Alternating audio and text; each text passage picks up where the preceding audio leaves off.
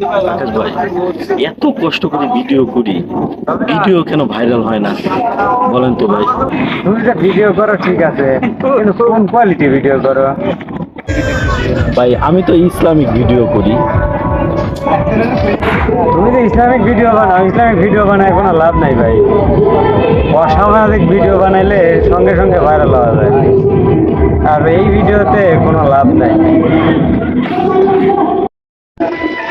ভাই আমি যে এত কষ্ট করে এতদিন ভিডিও করলাম, তো আমার পুরা কষ্ট কি বৃথা যাবে বলেন ভাই? বৃথা যাবে কেন ভাই? টেনশন করো না, ধৈর্য ধরো, ধৈর্য ধরে ভিডিও করো, অবশ্যই তোমার ধৈর্যের ফল একদিন পাবে। শুধু সময়ের অপেক্ষায় থাকো, ইনশাল্লাহ তোমার ধৈর্য একদিন তোমাকে সফলতা অর্জন করতে সাহায্য করবে।